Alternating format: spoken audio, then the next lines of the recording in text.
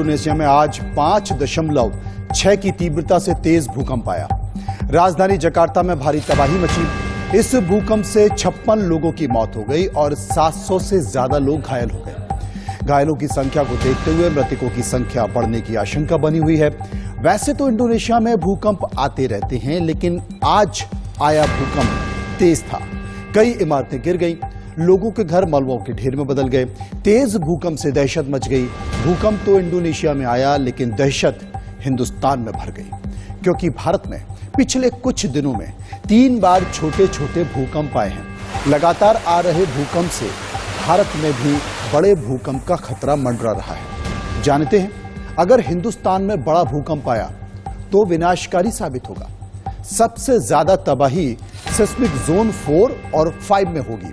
इमारतें ढेर हो जाएंगी, बड़ी संख्या में जान माल का नुकसान भी होगा। 2001 के गुजरात जैसा भूकंप आया तो तबाही और ज्यादा होगी। अल्लाहु अकबर।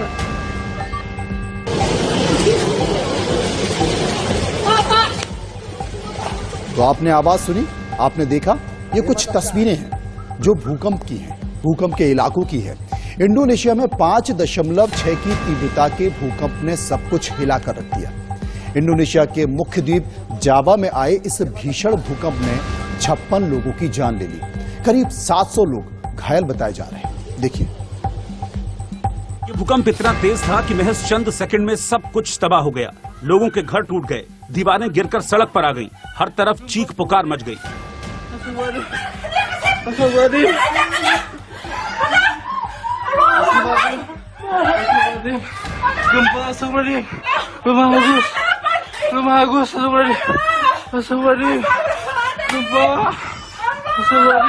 भूकंप के झटके महसूस होते ही लोग फौरन अपने घरों से बाहर भागे।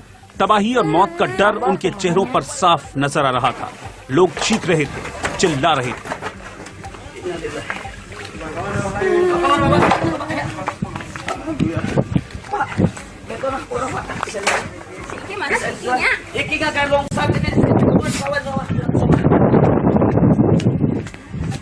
Cicing mana nampak lah abah? Mama. Nampak lah abah cicing nak? Ya we mama.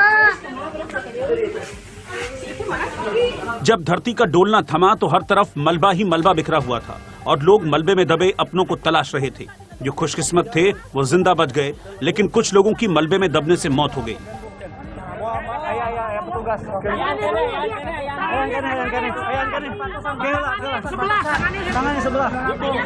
Awas itu nggak berusut itu. Awas nggak berusut, ya ada nyawa. Awas nggak berusut, ya ada nyawa.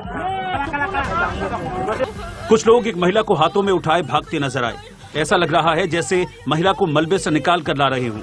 एक महिला ने रोते हुए ये video बनाया। आगे इस video में महिला ने रोते हुए भूकंप के बाद की तबाही को दिखाया।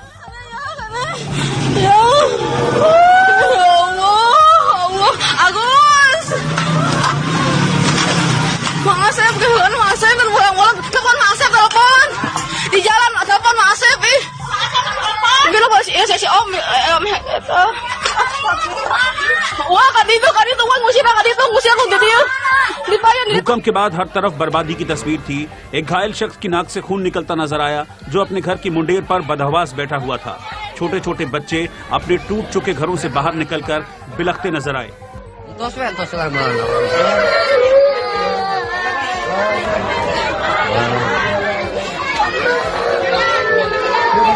इससे पहले शुक्रवार को भी इंडोनेशिया की राजधानी जकार्ता में भूकंप आया था। तब रिक्टर पैमाने पर इसकी तीव्रता 6.6 मापी गई थी।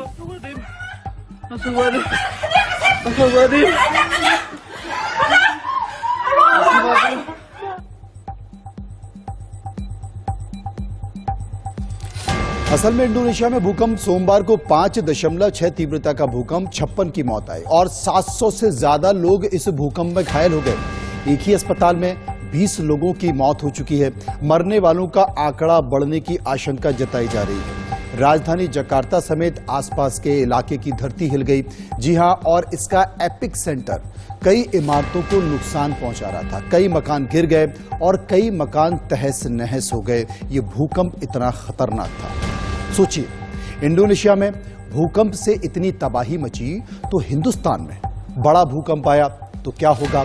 देश में पिछले 10-12 दिनों में 3 बार भूकंप आ चुका है। 8 नवंबर को पहले रात 9 बजे के आसपास झटके महसूस किए गए और 5 घंटे बाद आधी रात गुजरने पर 9 नवंबर को भूकंप 2 बजे फिर आया। रिएक्टर स्केल पर इसकी तीव्रता 6.3 थी। 12 नवंबर को रात 8 बजे के करीब दिल्ली के आसपास की धरती फिर डोली और इस बार इसकी तीव्रता 5.4 थी। दोनों बार भूकंप का केंद्र नेपाल ही था और बहुत खतरनाक इलाका है। क्यों है हम आपको विस्तार से समझाएंगे, लेकिन रिएक्टर स्केल पर भूकंप की तीव्रता जितनी अधिक होगी उसका असर उतना ही ज्यादा होगा, मतलब तबाही भी बड़ी होगी। पहले आपको बताते हैं कि कितनी तीव्रता पर कितनी तबाही मचेगी, क्योंकि यह जान लेना बहुत जरूरी है कि कितनी तीव्रता पर कितनी तबाही मचेगी। एक अंदाजा लगाइए, 0 से लेकर 1.9 रिएक्टर स्केल अगर होगा तो सिस्मिक में भूकंप का पता चलता है, और 2 से लेकर 2.9 रिएक्टर स्केल पर अगर भूकंप आता है तो धरती में हल्का कंपन शुरू होता है। 3 से लेकर 3.9 रिएक्टर स्केल अगर होता है तो ट्रक अगर आपके पास से गुजर जाए ऐसा एहसास आपको महसूस होता है। 4 से लेकर 4.9 की तीव्रता हो तो खिड़कियां टूटना, दीवारों पर टंगी हुई फोटो का गिरना होता है। 5 से लेकर 5.9 अगर तीव्रता हो तो फर्नीचर, बेड जैसे सामानों का हिलना आपको महसूस होता है। 6 से लेकर 6.9 तीव्रता हो तो इमारतों की नींव दरकना, ऊपरी मंजिलों को नुकसान पहुंचना, ये सारी चीज आती हैं। और जी हां, और 7 से लेकर 7.9 तक अगर तीव्रता भूकंप की होती है तो इमारतों का गिरना, अंडरग्राउंड जो पाइप होते हैं उनका फटना, और 8 से लेकर 8.9 की तीव्रता अगर भूकंप की होती है तो इमारतों और बड़े पुल का गिरना तय है। 9 से ज्यादा अगर आता है तो फिर बड़ी तबाही होती है, धरती लहराती है और सुनामी का खतरा बढ़ जाता है, और यह सबसे खतरनाक होता है। अब इसे हम समझने की कोशिश करेंगे, विस्तार से हम इस पर चर्चा करेंगे। चर्चा इसलिए भी जरूरी है क्योंकि धीरे धीरे भारत में भी भूकंप का खतरा बढ़ रहा है, भूकंप के झटके महसूस किए जा रहे हैं। Major general retired BK Datta साहब हमारे साथ मौजूद हैं, जो कि भूकंप के जानकार भी हैं और इस मामले पर तमाम स्टडी भी करते रहे हैं। दत्ता साहब, मैं आपसे जानना चाहता हूं, क्योंकि ये तो इंडोनेशिया में था और कितना जानमाल का नुकसान वहां पर हुआ है पूरा विश्व देख रहा है, लेकिन हाल के दिनों में भारत में भी भूकंप के कई झटके महसूस किए गए और उनकी तीव्रता भी महसूस की गई। हालांकि इसका केंद्र, इसका एपिक सेंटर नेपाल था, लेकिन आने वाले समय में हम क्या देखें?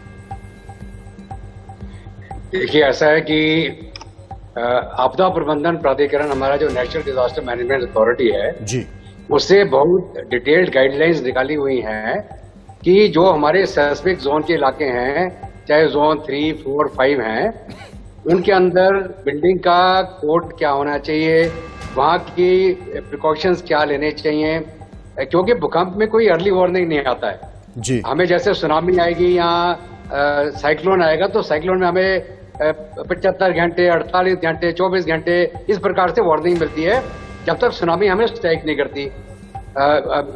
साइक्लोन सुनामी में हमें कोई 2-2.5 घंटे का मिलता है। ईस्ट कोस्ट जो सुमात्रा, जावा के इलाके में जब बड़ा भूकंप आता है, समुद्र के नीचे आता है, उससे फिर सुनामी पैदा होती है।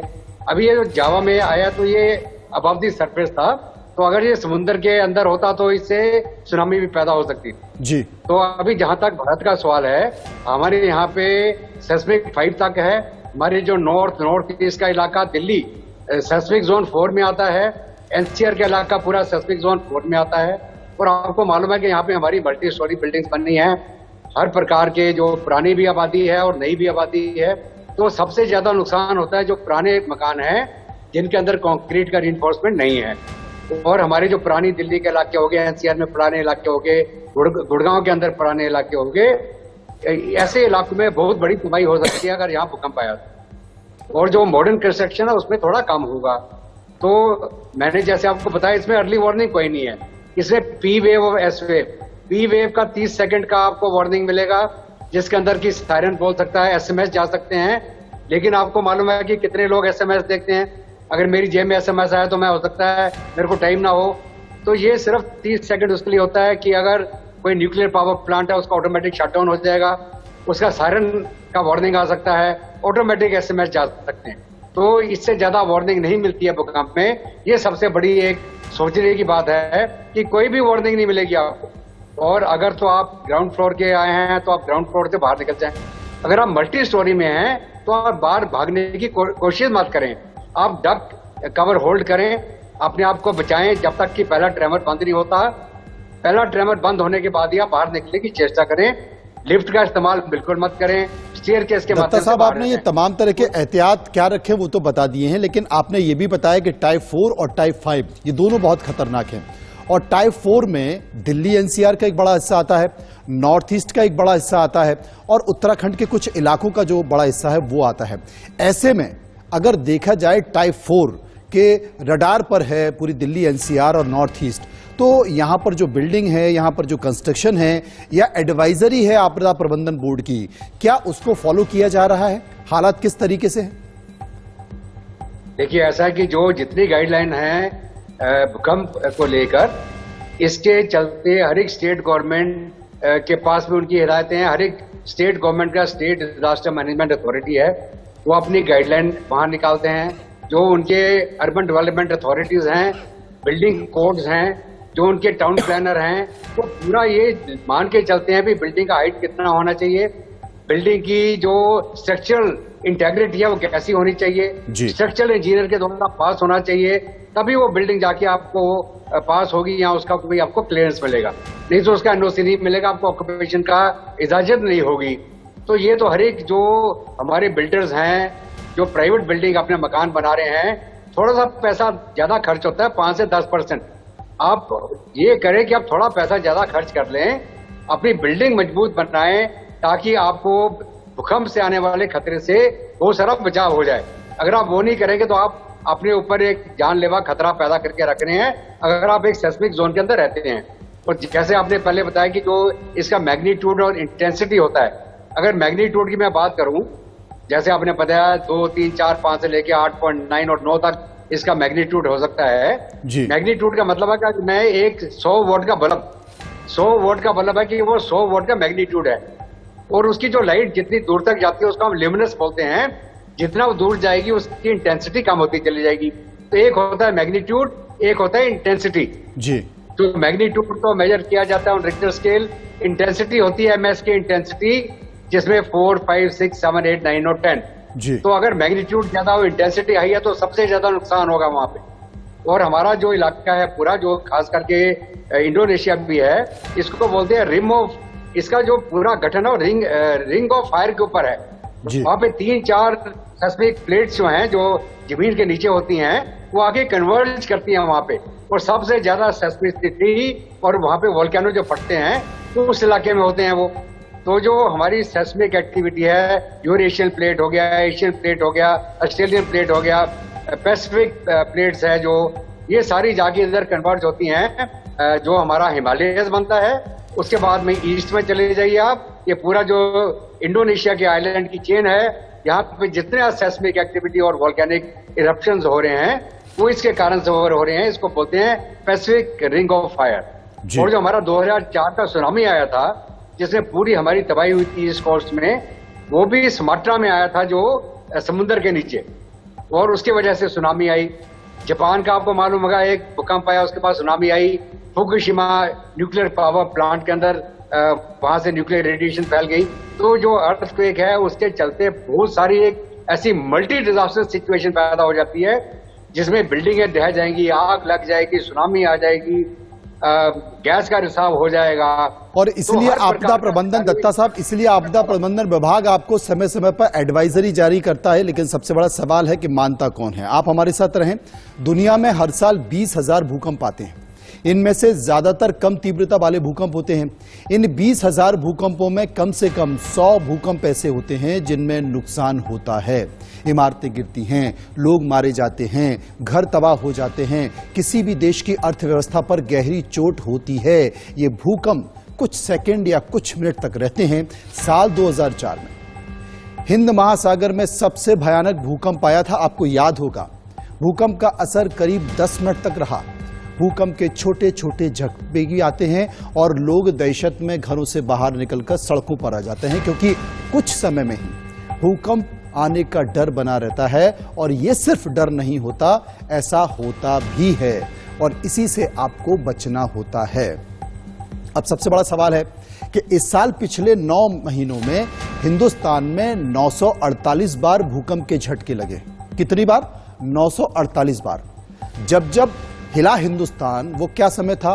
बीते 9 महीनों में 948 बार भूकंप के झटके, इनमें से 240 भूकंप की तीव्रता 4 से ज्यादा थी। इस साल देश में 1000 से ज्यादा भूकंप का अनुमान है। 9 नवंबर को नेपाल में देर रात 6.3 तीव्रता का भूकंप, नेपाल में भूकंप से 6 की मौत हुई है। इस भूकंप से दिल्ली समेत 5 राज्य हिल चुके हैं। दहशत में लोग घरों से बाहर निकल आए। 2015 में नेपाल में विनाशकारी भूकंप आया था और 10,000 से ज्यादा लोग मारे गए। कब? 2015 में। अब अगर भूकंप आता है दिल्ली में और इसकी तीव्रता 5 होती है तो क्या होगा? 10 मिनट में 500 किलोमीटर धरती हिल जाएगी। दिल्ली में केंद्र रहा तो 500 किलोमीटर दूर कोई भी शहर बुरी तरह हिल जाएगा। दिल्ली एनसीआर में बड़ी तबाही आएगी। तिब्बत की ओर खिसक रहा इंडियन टेक्टोनिक प्लेट, 2 प्लेट में तनाव से भूकंप आता है और यही जो कारण है जिसका जिक्र दत्ता साहब भी कर रहे थे। इसके कारण भूकंप आता है और भूकंप अपना विकराल रूप भी ले सकता है। तो दत्ता साहब हमारे साथ मौजूद हैं। दत्ता साहब, अगर 5 की ऊपर की तीव्रता दिल्ली में होती है तो क्या होगा? देखिए, ऐसे जहां तक दिल्ली का सवाल है, यहाँ एनसीआर रीजन का सवाल है जी। यहाँ पे हमारी 3-4 फॉल्ट लाइंस हैं। एक हम बोलते हैं जयपुर फॉल्ट लाइन, एक मुरादाबाद फॉल्ट लाइन। जो जयपुर फॉल्ट लाइन है वो गुड़गांव के पास सोना के पास आके वो कन्वर्ज करती है, और जो मुरादाबाद फॉल्ट लाइन है वो दिल्ली के इलाके को इफेक्ट करेगी अगर वहां पे बड़ी सेस्मिक एक्टिविटी हुई तो जो आपको याद होगा, जो इस इलाके में अगर भूकंप आया तो ये 2 जो हमारी टेक्टोनिक फॉल्ट लाइंस हैं, इनकी वजह से आएगा यहाँ पर। और अदरवाइज क्या होगा कि अगर हमारे नॉर्थ ईस्ट में या नेपाल में बड़ा भूकंप आता है तो उसके जो कितने मैग्नीट्यूड का आएगा, उसका एपिसेंटर कितना होगा, उसके कारण भी यहाँ पे इफेक्ट होगा। तो जितना नजदीक इसका एपिसेंटर होगा उतनी ज्यादा तबाही होगी। और खास करके हमारा जो खतरा है एनसीआर के रीजन को, ये है हमारे जयपुर फॉल्ट लाइन और जो मुरादाबाद फॉल्ट लाइन से 2 आ रही है यहाँ पे।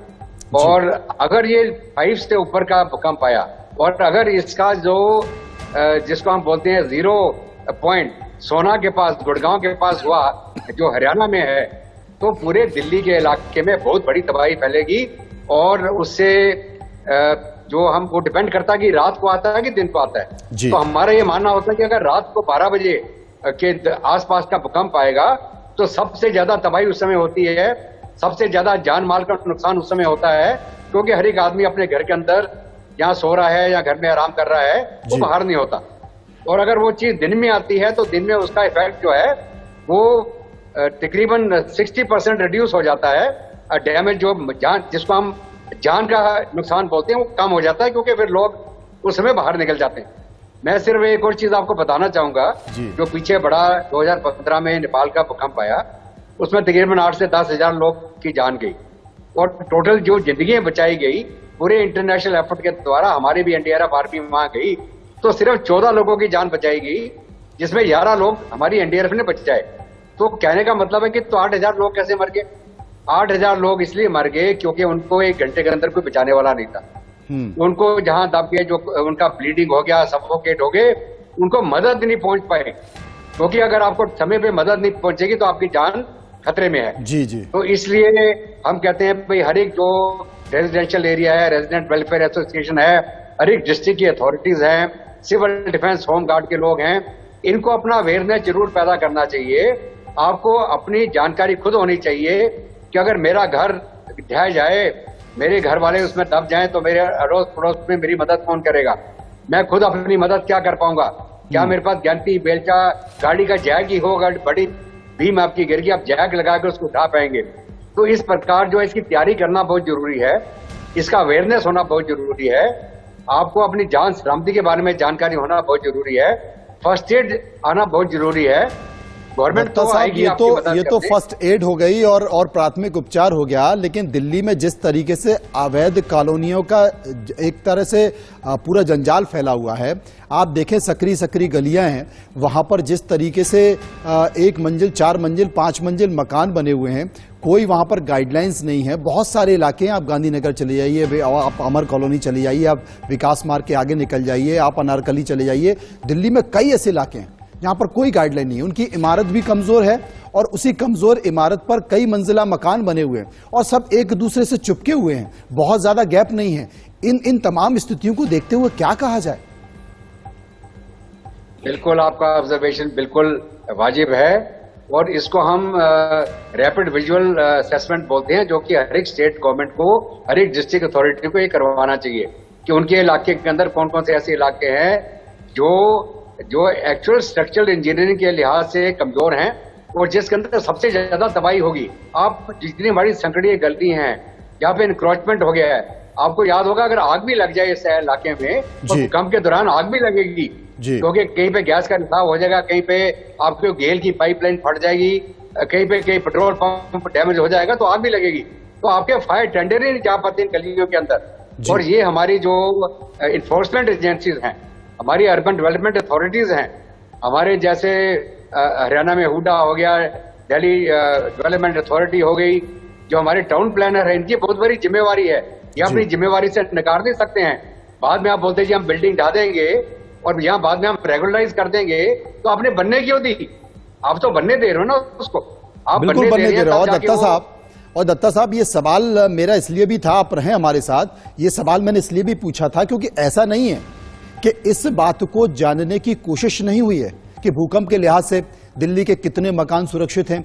अलबत्ता अलग अलग समय में DDA, MCD, disaster management department और दूसरी सरकारी एजेंसियों ने इमारतों का सर्वे किया और ये जानने की कोशिश की कि क्या ये मकान सिस्मिक जोन 4 के लिहाज से सुरक्षित हैं। मगर नतीजा क्या आया जानते हैं आप? नतीजा ये आया कि 80% इमारतें जोन 4 के झटके को सहन करने लायक नहीं है। अगर भूकंप का केंद्र दिल्ली एनसीआर हुआ और तीव्रता 2001 के गुजरात भूकंप के बराबर रही तो तबाही गुजरात भूकंप से ज्यादा विनाश और बड़ी होगी। आप यकीन मानिए ऐसा ही है।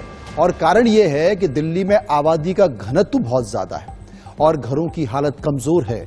आपदा प्रबंधन के कुछ अधिकारियों से ऑफ द रिकॉर्ड हमने बात की तो वे कहते हैं कि दिल्ली में पतली पतली गलियों के बीच कमजोर मकानों की जो घनी पात है वे सारी की सारी आपस में टकराने लगेंगी। अगर भुज के बराबर का भूकंप का केंद्र दिल्ली या फिर उसके आसपास का इलाका हो तो यमुना के किनारे, जी हां, यमुना के किनारे पर उसकी जो पेटी में धड़ाधड़ मकान खड़े कर दिए गए हैं, अनाधिकृत कॉलोनियों में माचिस की डिब्बी सरी के घर और उसके ऊपर घर जो खड़े कर दिए गए हैं, इन सभी में भूकंप के बचाव की चिंता तो छोड़िए, मकान जो खड़े किए गए हैं वो क्या हालत में होंगे आप इसकी कल्पना नहीं कर सकते। ये सारे के सारे इलाके मलबों के ढेर में बदल जाएंगे। मैं आपको एक जापान का वीडियो दिखाना चाहता हूं, ये बताने के लिए कि 7 के आसपास की अगर तीव्रता होती है तो भूकंप कैसा होता है। देखिए ये वीडियो।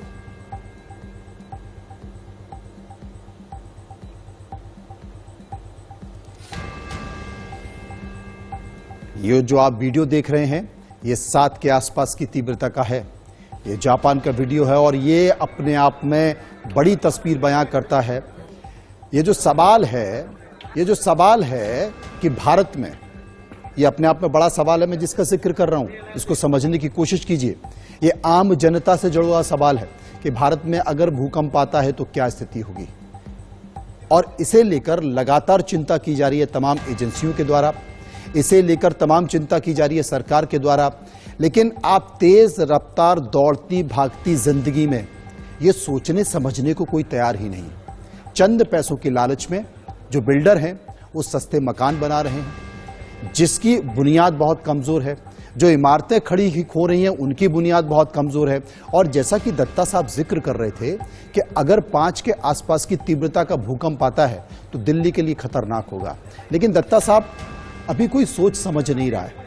बात हिंदू मुस्लिम में उलझी हुई है, बात आरोप प्रत्यारोप में उलझी हुई है, बात पक्ष और विपक्ष में उलझी हुई है, लेकिन इस खतरे को भांपने के लिए कोई तैयार नहीं है। और इसीलिए हम और आप चर्चा कर रहे हैं कि शायद जनता जाग जाए, लोग समझ जाएं और सरकार इस त्रासदी को जो कि भविष्य में घट सकती है उसको समझने के लिए कोई उपाय करे। दत्ता साहब, देखिए, ऐसा है कि जो हमारा पूरा मैकेनिज्म है डिजास्टर मैनेजमेंट का, 2005 में जो डीएम एक्ट बना, उसके जो एक्ट बना उसके तहत एनडीएमए का गठन हुआ, जिसमें हमारे देश के जो प्रधानमंत्री होते हैं वो उसके एक्स ऑफिशियो चेयरमैन हैं जी, और उसके मेंबर्स होते हैं, उनके पूरे सेक्रेटरी, ज्वाइंट सेक्रेटरीज हैं, हर एक प्रकार की उसके अंदर गाइडलाइंस बनाई जाती है। और नेशनल लेवल में एक नेशनल डिजास्टर मैनेजमेंट अथॉरिटी बनी, स्टेट लेवल में स्टेट डिजास्टर मैनेजमेंट अथॉरिटीज बनी और डिस्ट्रिक्ट लेवल में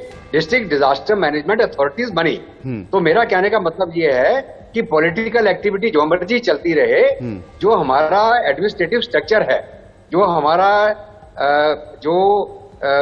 हमारा ब्यूरोक्रेटिक जो तंत्र है, वो उनकी जिम्मेवारी है कि वो इसके ऊपर यकीन करें। जो हमारे चीफ सेक्रेटरी साहब हैं, हमारे जो डीसी या डिप्टी कलेक्टर हैं हर एक जिला के, और जो हर एक स्टेट के जो चीफ मिनिस्टर साहब हैं, ये उनकी जिम्मेवारी है अपने अपने स्टेट के अंदर वो इसका जायजा लें और उसके अंदर इंश्योर करें कि जो जो हिदायतें एनडीएमए ने दी, जो जो गाइडलाइन दी, उसके मुताबिक काम हो रहा कि नहीं हो रहा। क्योंकि मैं पॉलिटिकल की तो बात नहीं करना चाहूंगा, क्योंकि गाइडलाइंस बनी है और गाइडलाइंस को चलाना रूल के मुताबिक फंडामेंटल रूल होता है।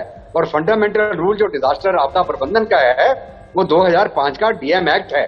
और डीएम एक्ट के अंदर पूरी डिटेल में दी गई है, हर एक स्टेट के प्लान्स बने हुए हैं, उनकी वल्नरेबिलिटीज हैं, उनके हैजर्ड क्या हैं, किस प्रकार का एरिया कौन से एरिया में आ रहा है, फ्लड कहाँ आएंगे, केमिकल का क्या खतरा हो सकता है, न्यूक्लियर का क्या हो सकता है, आपके जो सेस्मिक जोन्स कौन से हैं, ये पूरा डिटेल में है। अगर डिटेल में जब प्लान बने हैं, उनको हर एक जिम्मेवार आदमी को पढ़ना चाहिए, पढ़ने के बाद इंश्योर करना चाहिए कि उसके मुताबिक सारा काम हो रहा कि नहीं हो रहा। और अगर नहीं कर रहा है तो डीएम एक्ट के अंदर एक प्रावधान कि आप उसके ऊपर कानूनी कार्रवाई कर सकते हैं। तो ये तो हमें किसी पॉलिटिशियन को बोलने की जरूरत नहीं है।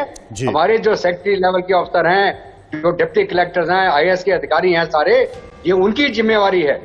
और ऑफ कोर्स जो हमारे जो इलेक्टेड पॉलिटिकल रिप्रेजेंटेटिव हैं, उनकी तो खैर जिम्मेवारी है कि वो इंश्योर करें कि जो हमारे कार्यकर्ता हैं, जो जिम्मेवार अफसर हैं, वो अपना काम सही तरीके से करें, नहीं तो उनको हटा दिया जाए। लेकिन तो दत्ता साहब, मतलब मैं आपसे एक सवाल जानना चाहता हूं कि आने वाले खतरे को देखते हुए क्या आज की हमारी व्यवस्था जो है उसने सब कुछ तय कर लिया है कि हमारे एहतियात क्या होने चाहिए, हमें कौन से उपाय होने चाहिए, हमें खतरे को देखते हुए क्या क्या करना चाहिए? आप मानते हैं कि सब कुछ ठीक है? बिल्कुल, देखिए ऐसा है, जो 2005 का डीएम एक्ट बना, ये पहले क्या होता था साहब, कोई फ्लड आ गया तो इरिगेशन डिपार्टमेंट उसका मुआवजा दे देते जी, फिर इरिगेशन से होम मिनिस्ट्री में दे दिया गया। 2004 की सुनामी है तो हमने देखा कि वो भी पूरा काम ठीक नहीं हुआ। उसके बाद फिर 2005 में डीएम एक्ट बना। अब डीएम एक्ट के चलते हमने पूरी गाइडलाइन बना दी है, और गाइडलाइन बना के जो हमने हिदायतें दी हैं, हमने बोला है प्रिवेंट होने से रोकें, प्रिपेयर, अपनी कैपेसिटी बढ़ाएं, और अगर कोई घटना घट जाए तो उसका रिस्पांस अच्छे तरीके से आए। और रिस्पांस के लिए पूरी दुनिया में हिंदुस्तान के पास आज के दिन में 14 से लेकर 16 बटालियन एनडीआरएफ हैं। हमारी आर्मी, नेवी, एयरफोर्स के लोग हैं जो बुलाने में मदद करने आएंगे 8 टू सिविल अथॉरिटी के तहत। और इसके साथ साथ जो स्टेट गवर्नमेंट है, उन्होंने स्टेट डिजास्टर रिस्पांस फोर्सेस बनाई हैं। तो रिस्पांस के अंदर तो हमारा बहुत तगड़ा तंत्र बन गया है। दुनिया में कोई भी मुल्क ऐसा नहीं है जिसके पास उतना बड़ा मैकेनिज्म हो जितना आज के दिन में हिंदुस्तान है। तो ये मैं गर्व के साथ कहना चाहूंगा, ये 2005 के एक्ट के बनने के बाद आप जो देखते हैं, जो एनडीआरएफ के जवान हमारे जाते हैं जगह जगह पे, कहीं फ्लड आ रहा है, कहीं सुनामी आ रही है, कहीं बिल्डिंग ढह गई, कहीं पे बोरवेल में बच्चा फंस गया। हाँ, तो ये हमारे एनडीआरएफ के जवान जो 16 बटालियन के करीब हमारी डेडिकेटेड फोर्स है आपदा प्रबंधन के लिए। और जो गाइडलाइन दी गई है, अगर गाइडलाइन को सही फॉलो किया जाए तो मुझे पक्का यकीन है कि हिंदुस्तान के अंदर आपदा होने से रुकी जा सकती है। और अगर आ भी जाए तो उसका न्यूनीकरण किया जा सकता है, मिटिगेट किया जा सकता है, अगर हमारे अधिकारीगण अपना काम सही गंभीरता तरीके से अपना कर रहे काम कर लें। बहुत बहुत शुक्रिया करेंगे दत्ता साहब का, जो भूकंप के मामले पर हमें पूरी जानकारी दे रहे थे। हमने ये कार्यक्रम इसलिए रखा कि आने वाले खतरे को भांपते हुए, क्योंकि आने वाले समय में लगातार पिछले कुछ समय में भूकंप के झटके महसूस किए गए और आने वाले समय का खतरा है, इसलिए उससे पहले कि कोई बड़ा खतरा हो हम संभल जाएं, हम सुधर जाएं और अपनी व्यवस्थाओं को चाक चौबंद कर लें।